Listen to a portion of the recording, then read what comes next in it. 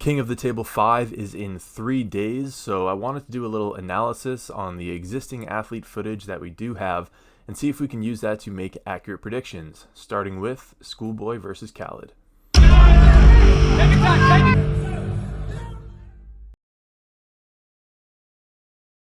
Real quick, if you haven't yet, head over to armwrestlingforums.com and sign up for the free weekly newsletter where I compile interesting arm wrestling links throughout the week and ship them out every Monday. All right, let's get into the analysis here. So we're going to go back a couple years to October 28th, 2020, where we have the first proper ready go between Khaled and Schoolboy. And spoiler, Khaled wins this in the strap ultimately. But what I'm interested in is what happens before they get there, because I think a lot can be learned from it. So we can see the go here. Schoolboy clearly gets the advantage, has the first mover advantage, moves Khaled off center, gets Khaled palm up. I mean, look at that position. Let's go back a smidge there. This is in quarter speed. I mean, that is a nasty spot for Khaled to be in. He is palm up. Schoolboy is clearly attacking his fingers. It hasn't quite cracked Khaled's wrist, but has a decent bit of wrist flexion, which means Khaled's pronation is compromised. And just a few inches from the pad, Khaled pretty much relying solely on his bicep here. By all stretches, a completely winning position for Schoolboy. And again, this is 2 years ago when Schoolboy was even younger than he is now, early 20s. Khaled from there just uses raw horsepower to bring the match back, and ultimately Schoolboy has to bail out. I believe they call an intentional slip there, and they redo that match outside the strap. So let's check that out because this is important as well. So we get the restart. Again, Schoolboy moves him off center from the start. Khaled's doing a little bit better here, and here's where it gets ugly. So Schoolboy clearly tries to bail out, and Khaled just clamps down on that thumb. I mean, Khaled has world-level grip strength, and he is just biting on Schoolboy's thumb. This is a nasty position to be in, and it turns out Schoolboy actually did get injured here. I mean, just look at that. That is not pretty. So ultimately, Schoolboy does slip out, and they go to the straps. So we now have an injured Schoolboy in the straps with Khaled, and doesn't go too well for him.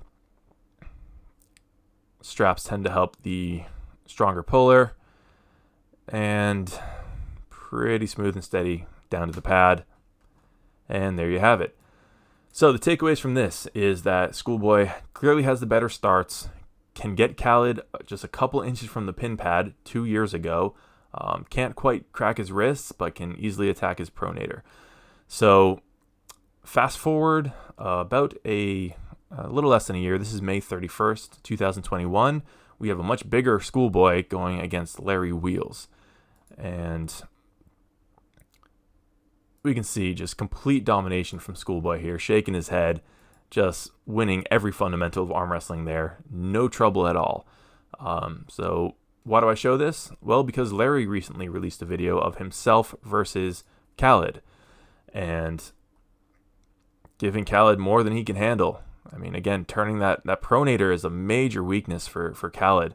You can see there, he's supinated, over-supinated. Larry attacks that real well. Just watch what Larry's cup, right? Just absolutely cranks Khaled's wrist open.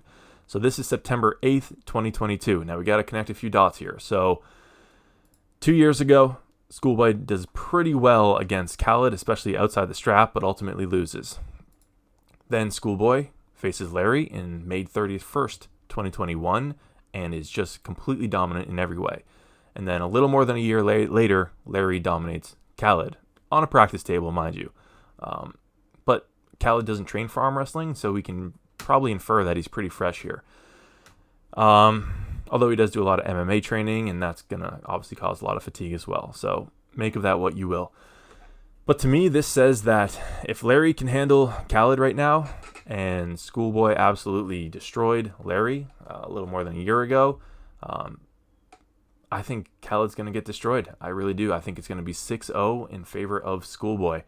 And, I mean, Schoolboy is also a very intelligent puller, so over 6 rounds, I think he's going to adapt super well. I pulled Schoolboy, and after our first match, he completely changed his game and hit a completely different vector. So he's a thinker, he's a smart puller, he's young, he's getting better and better and better. So the only argument here you could make is that, Larry's gotten way better since his match with Schoolboy, and that's why he's beating Khaled.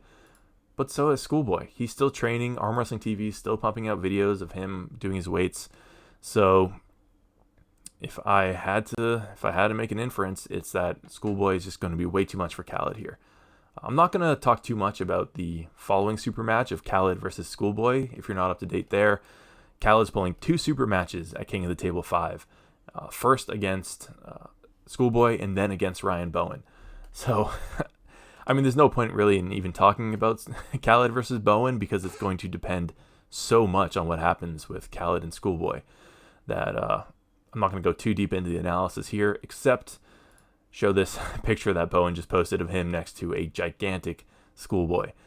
So, there you have it. That's the breakdown. I have to say, Schoolboy is an enormous favorite. I think most people have it that way, but I thought it'd be nice to kind of look at the footage and really appreciate why that's the case. So stay tuned. We're going to be doing more analyses with different athletes. Make sure you sign up for the newsletter, armwrestlingforums.com, and subscribe here for more match analysis. All right, thanks for watching. Take care.